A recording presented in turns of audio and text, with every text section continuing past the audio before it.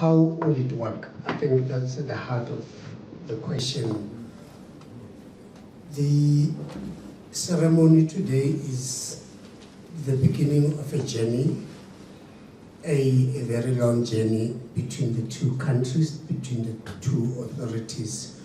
So the normal start of things is to have a program of action where it will outline different areas of collaboration and attach the timelines to say, if we've got, for example, 5 activities in that program, what are the timelines for them? Is it an annual timeline of saying at the end of the year, we must have a meeting where we evaluate what we have achieved? So there will be a program of action that will come after this. So this is the first step.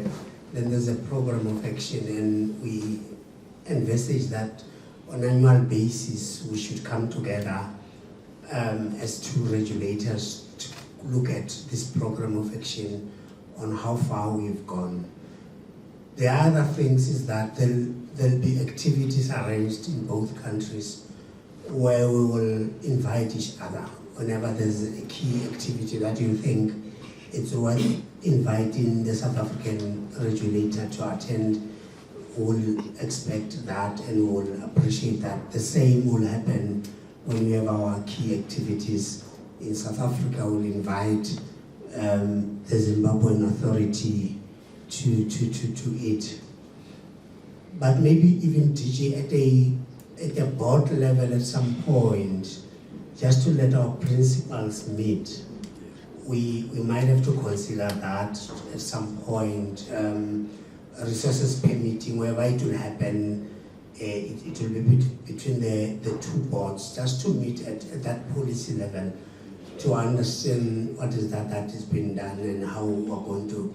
So the long and short of this question and the answer is that there'll be a program of action which will detail quite a number of activities, and I've given examples to those.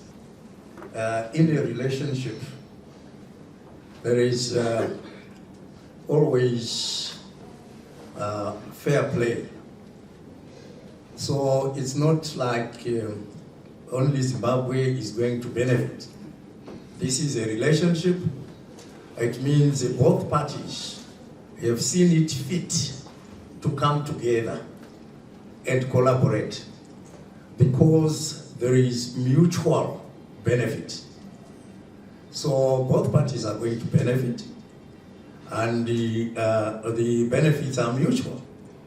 When you look at data, protection, personal data,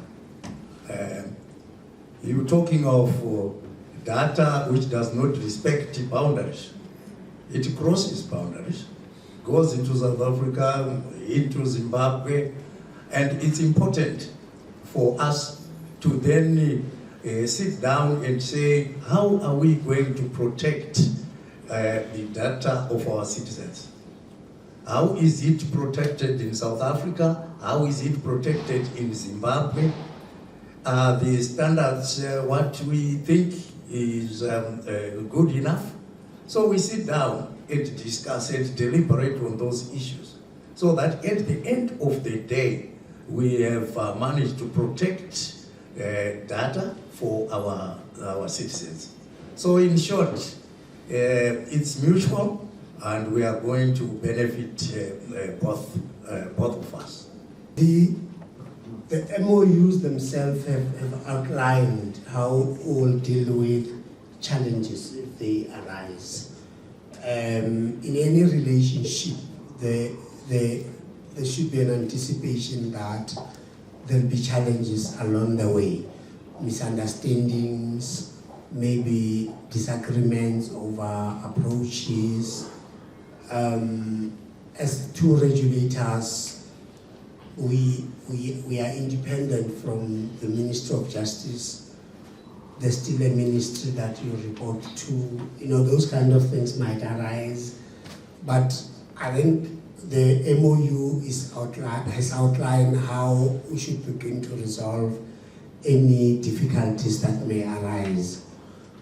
But I think the most important thing is not to just look at difficulties that are there, they are a reality of life, but is to learn from those difficulties, because those challenges might help the two regulators to begin to even look at themselves and look at their laws and what to learn from the laws of the regulators.